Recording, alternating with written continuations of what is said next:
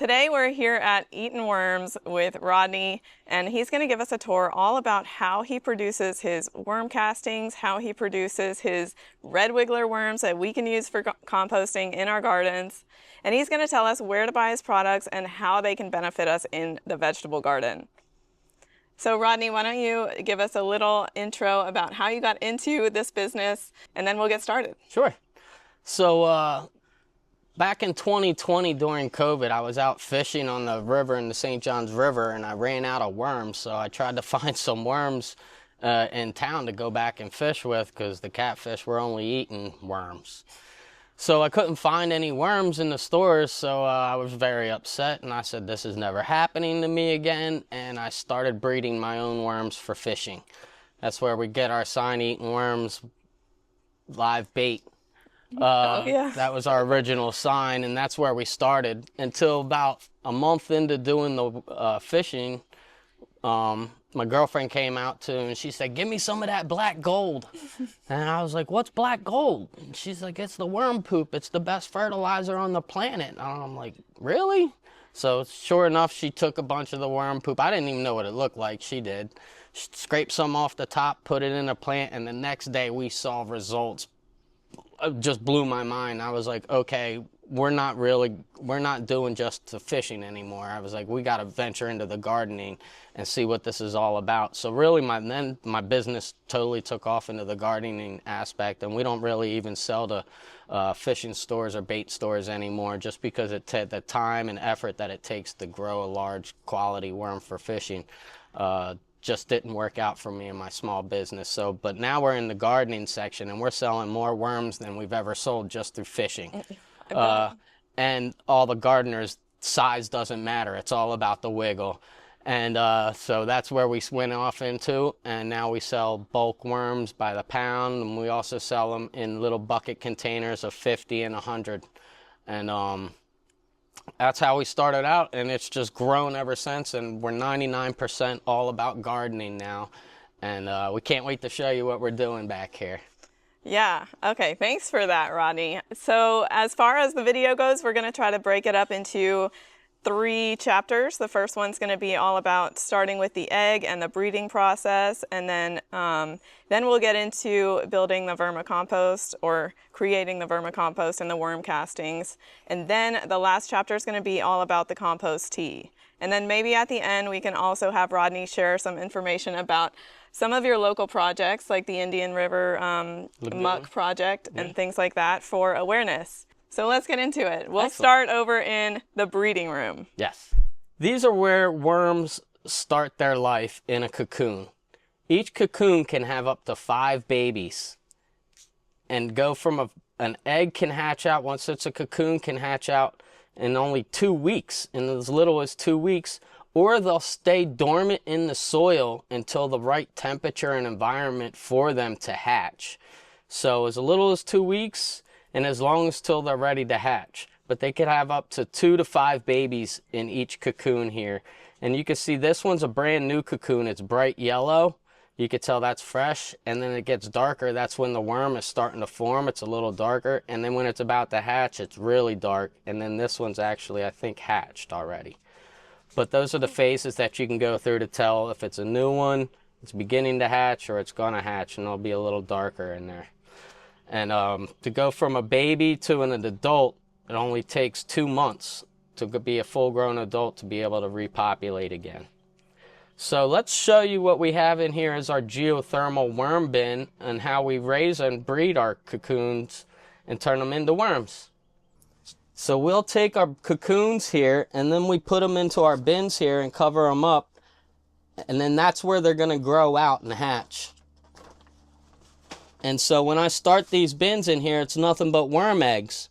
So in about 2 months' time, look, we've got our worms have hatched in here. And then we'll take these worms out, and this is what we sell to our customers. After they're done with the babies and they're hatched and they're growing up, we'll take them and put them in our geothermal worm bin here. And by geothermal, I mean I dug 4 feet down into the ground. I put big 4-inch thick tubes into the ground 4 feet, and I put a vent on top of that to draw the cold air of the earth up, and it hits the bottom of these bins here and cools off the bin, and it stays at 78 degrees all year long, which worms love consistent temperatures. So this bin stays constantly 78 degrees, and it's just loaded with our worms in here. You can see a handful of worms, and they're in here composting and growing away and breeding. So this is how our breeding process works. We take the cocoons out from our composting, the vermicomposting. We'll add them to our blue bins here to hatch out. Once they hatch out, we'll dump them into our geothermal bins with the steady, consistent temperatures for them to grow and to get bigger. And then that's what we'll come and harvest and sell to you guys as our customers. Next process is vermicomposting, and we're going to show you about how we create our soils and extract the worm castings out of our vermicompost. Okay, so we're in one of my worm sheds here, and we're going to harvest our worm bin here to separate out the worm castings and create our soils from our vermicompost. And this bin is a finished bin. It's been composting in here for 3 months, and you can see, if you look in here, you can see what a finished bin looks like. It's nice and flat, and it's looked like the worms have mowed it down, and all the worm castings just sitting up here nice on top. Now, at this phase, the soil's too moist to send through my sifting machine. So what I do is I'll take out buckets of it, and I'll fill my buckets up here, and I bring them outside, and I use the sunlight method to separate out the worms from my vermicompost. So I'll take the buckets out, and I'll dump them here on my tarp, and I'll let them sit here and let the sun dry out. It's doing two things. It's pushing the worms down to the bottom, separating them from the soil, and it's also drying out the compost here, so it's dry enough to be able to run through my screening machine without getting clogged. So what we do is, over time, once this dry part's done, I'll take it, I'll put it in my bucket. I'll go through each pile, take layers off the top that are dry enough to go through the sifter, and as you can see, it's worm free. And I'll go around to all the tops here and just skim off the top. And I'll put it in the bucket. Is that because the worms don't like the light? The worms don't like the sunlight, so they're going to be driven down to get out of the sun. So what I'll do is I'll just keep taking soil off the top here until I hit the worms. So the worms aren't all the way at the bottom yet, but I'll keep taking until I hit the worms. See, there's worms right there. So they haven't gone completely to the bottom yet. So I'll stop taking off right here, and then I'll just give the worms a little bit more time to go down to the bottom. So just take off until you hit. There they are. They're starting to wiggle around. So I don't want to take, and there's one in there. So I don't want to take any more off, and because I don't want to get the worms into my soil holder that I'm gonna be sifting. Once this is done, when I go through, then I'm just going to be left with a pile of worms, and that pile of worms then goes back into my vermicomposting bin. Over here, what I've been doing, this is from yesterday's leftover harvest. The soil didn't dry fast enough for me yesterday, so I just took what was left over here, and I set it out in the sun to let it dry out some more. And then I'll put it into a big pile here. This is finished now. We could send it through our screening machine, and we'll show you how we separate out the castings from the soil and the bigger chunks of unfinished compost in there yet. Yeah, so right now this is like a mixture of worm castings, unfinished compost, and finished like compost. Yep. Yeah. Yep.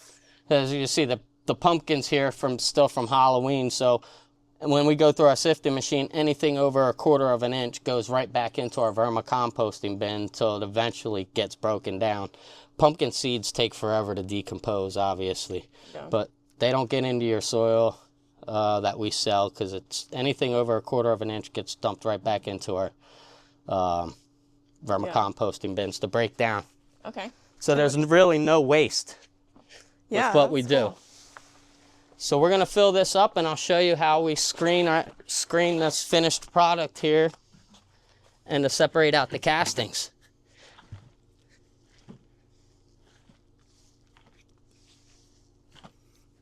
Oh, I love the smell of healthy soil. Very therapeutic. Yeah, it is. Love it. So this worm shed is really dark. Is that for the worms? Yes, so as you can see, we use the light outside to push and drive the worms down to the bottom. In our sheds here, we keep everything dark, and that's just to keep the worms happy. Okay. And also keeps it cooler. So we try to keep it dark and as dark and cool as we can. Worms love cool, damp, dark places. This is damp and dark. Worms love it. So we have a 3-phase screening machine here. This top layer, this is a 1/4 of an inch screen. Anything over a 1/4 of an inch comes out to the top here, goes in here. Now we'll take that finished product that's anything over a 1/4 of an inch, and we'll put that directly back into our worm bins. This is the 1/4 of an inch. Anything that comes under here is a 1/4 of an inch. That's what we make our soils out of. And then at the bottom we have a 1/8 inch screen, and that sifts out our castings, and that's what you get right here. So we'll show you how the process works.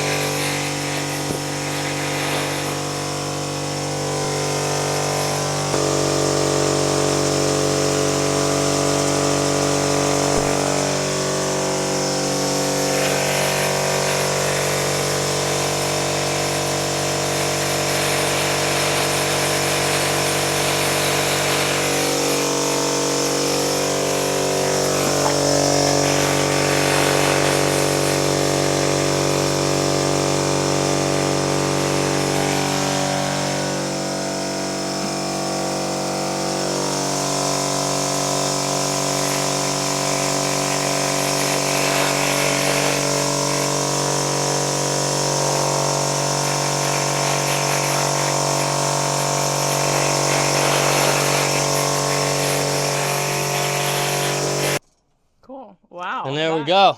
That is a lot of worm castings. Right?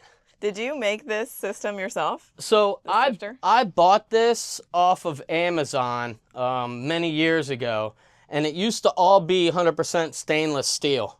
All the welds broke within like 3 uses. Oh. So I had to Frankenstein it back together again. And so now all that's really stainless anymore is the front bin and the screens. Yeah. Everything else I had to redo and make with wood. But it works out great. It was just shoddy craftsmanship. I tried to get my money back, and they didn't want to give me it back. But you can no longer buy these off of Amazon, at least this maker anymore. Yeah. It was such shoddy craftsmanship. But So what it's doing is shaking, vibrating as it goes down, and that's Yeah. how it gets the soil to go to the different levels of screen. right. That's cool. And then as you can see, this is anything over a 1/4 of an inch right here. Mm-hmm. This big fat stuff here. Then we'll just put it right back into our worm bin over there. Mm-hmm. And then this stuff over here's got nothing over a 1/4 of an inch anymore, and that's what we make our soil out of. Wow. So when you buy our soil, it's been screened through, you get the processes, but you don't get any of those big sticks and stems with our soil. You'll get anything under a 1/4 of an inch right back, and it's some beautiful soil. Yeah, it looks like it. So it's always fresh. So Yeah. we put all our products in the Mylar bags because they're made for food grade, basically. And what that does is it seals in the freshness and also protects the moisture level and keeps the bacteria, because bacteria need food, water, and moisture to survive. So using the Mylar bags, we've noticed that our product has been able to stay fresher longer. Wow. And even though they're a more expensive bag, I didn't want to go to the cheap bags just because the sunlight's going to hit on that bacteria and it's going to kill it. So we're all about bacteria here and maintaining quality of freshness and getting it to your door that way. And the Mylar bags work the best for us. Can you show us, I think you had samples of your different types of soil Yeah. there?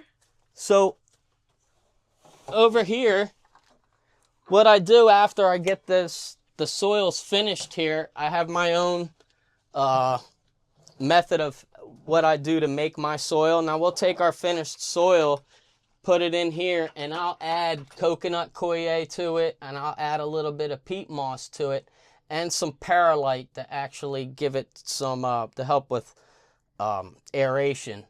So when you buy our product, it's all made from us and hand mixed, hand mixed by us. And then, so when you're getting your product, my hands have touched it from beginning to end, and I won't give you anything I don't want in my potting mix or my growing in my garden. Everything's been touched by us, and if there's something in it that shouldn't be, you can rest assured I've touched it and I've taken it out.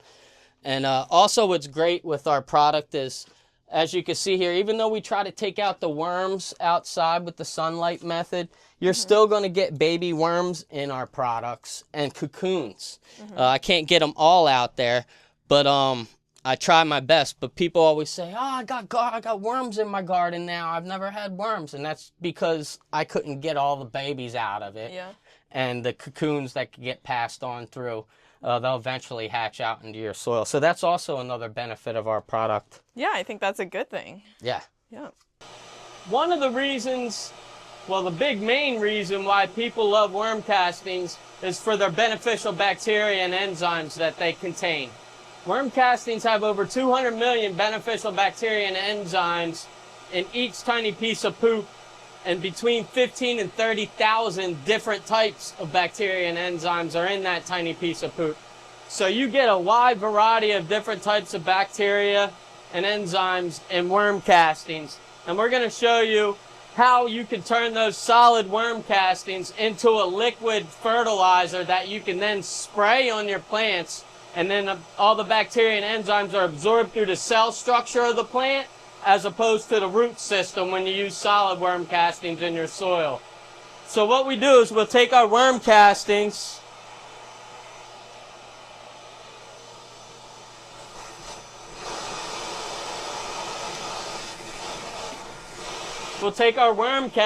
and we'll put them in this mesh bag here.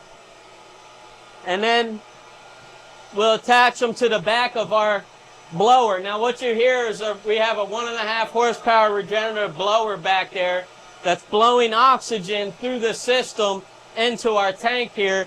And as you can see, it's creating this nice vortex and aeration of bubbles. Bacteria needs food, water, and oxygen to survive. So we add the water, and then this is the food that we add to it, which is unsulfured molasses. Now that's going to be sugar water. So what's going to happen is we're going to take our worm castings and we're going to soak them into our tea here. And then all that bacteria that are in the worm castings are going to come and leave the bacteria out of the poop, and they're going to eat all the sugar water inside the tanks here. So now you're extracting all that beneficial bacteria out of the poop that's swimming around, eating the sugar water, and growing. Now, bacteria grows exponentially in 75 degrees, exponentially every 20 minutes. So you don't really need a whole lot of worm castings to create a lot of beneficial bacteria and enzymes. So bacteria likes room temperature around 75 degrees, and they need food to eat and oxygen to survive. So as long as you got food, water, and oxygen, your bacteria mass is going to grow exponentially every 20 minutes. So you don't need a lot of castings to make this. So what we do is we set it on here and we'll brew it for 12 to 24 hours on this oxygen. And what happens is over time, you're going to see bubbles boil up, kind of like the head on a beer, the foam bubbles. And that's all the carbon dioxide being released from the bacteria eating the sugar.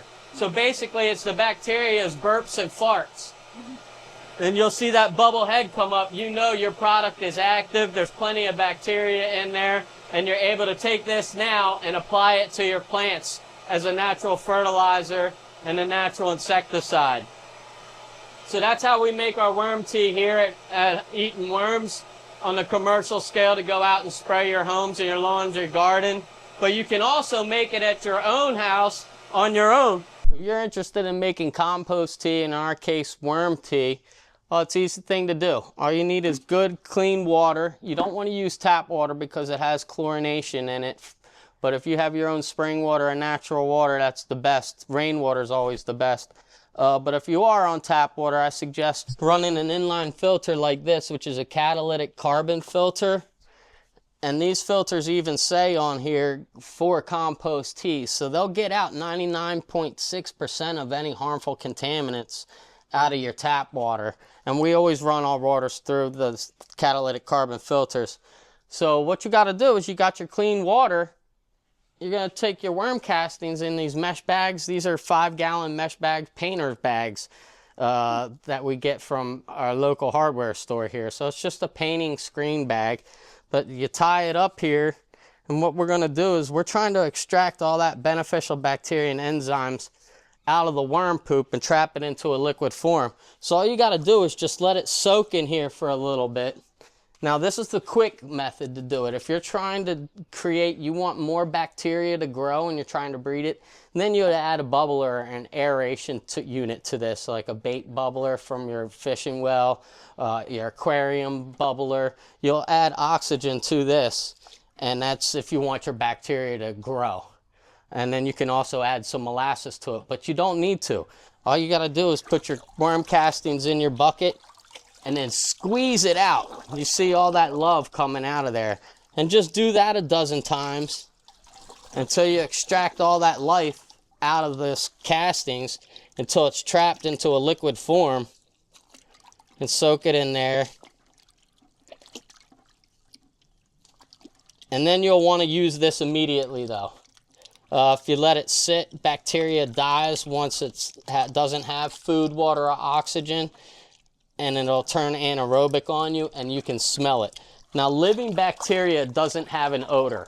So if you're making this stuff and you're working in your soils or anything, what you're smelling is only death and decay has an odor. Living organisms don't have an odor. So as a worm farmer, anytime I'm smelling something, that's bad to me. I know there's an issue.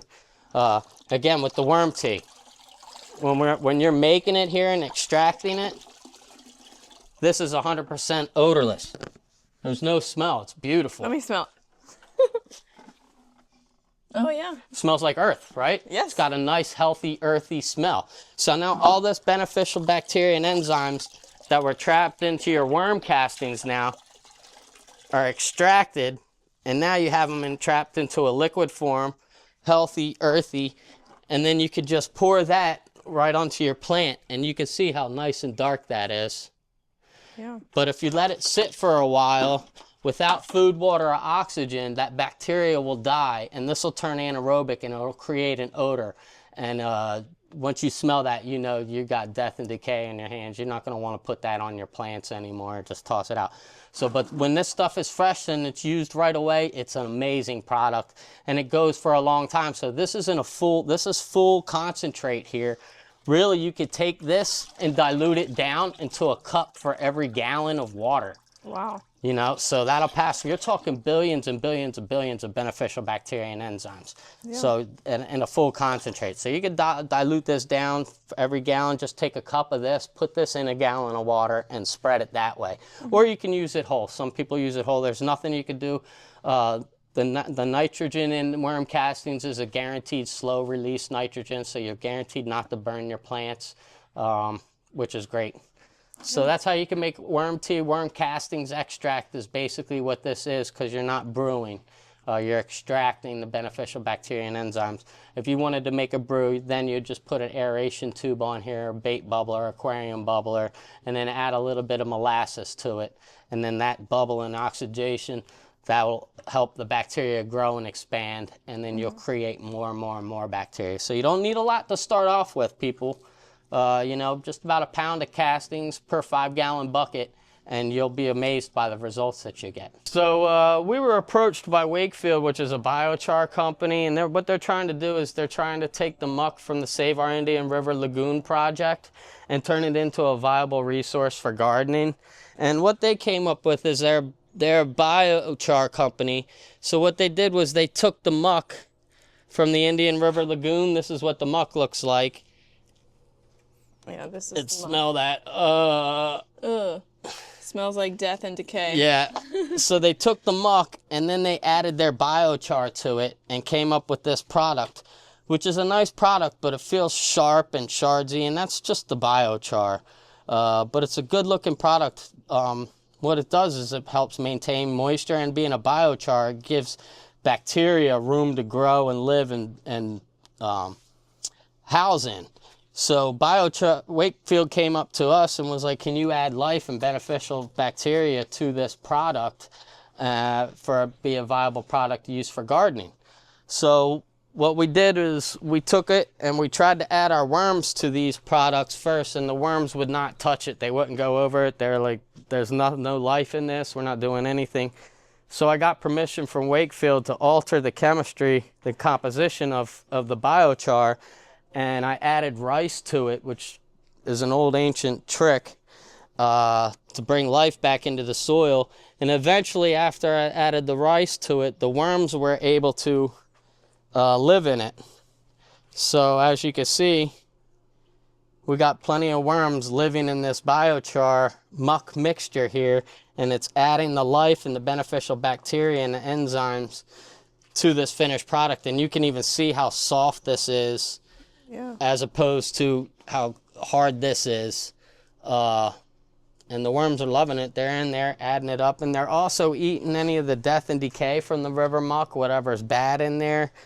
And all that bacteria and enzymes are helping to break down the PFAS that's contaminated in the muck or any other harmful elements. So this is an ongoing process with this. We've successfully taken this product and grown grass in it successfully 100% within days. And so this is an ongoing thing that we're trying to do to help save our Indian River Lagoon, to turn this wasteful resource, this muck, its horrible smell, into a viable resource that we can grow. And since worms are nature's filters anyway, they're doing their thing, and it's turned out to be a fabulous product. Now also, what they've had with this muck is it's a horrible odorous smell.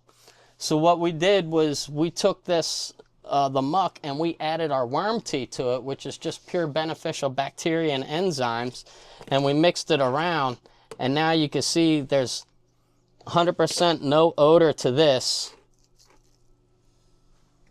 Here, you smell that? We'll just listen. Oh. Compost tea is good. Yeah. So no smell to, oh God, ungodly smell. So that's because beneficial bacteria, good bacteria eats bad bacteria, and only death and decay has an odor. Living organisms, healthy organisms don't have an odor. So by mixing our worm tea in with this muck, immediately got rid of that horrible odor, and nature's amazing. You know, we're just creating all this stuff with Mother's Nature the way she's intended it. And I don't know how I stumbled upon this, but it works, and it's just thinking outside the box that's pretty much we're shaking up the industry with, and using our worm tea to help clean up ponds and algae through the chitinase enzyme that's in there. We've done a lot of crazy outside the box thinking to use natural resources, and hopefully we can get this onto the market and approved for the market and turn this muck into something that you could grow in and be a viable product for us to use, and not just sitting out in the landfills just stinking up the earth. But that's an ongoing process for you, and we're happy you guys asked about it, and we're happy to show you what we're into.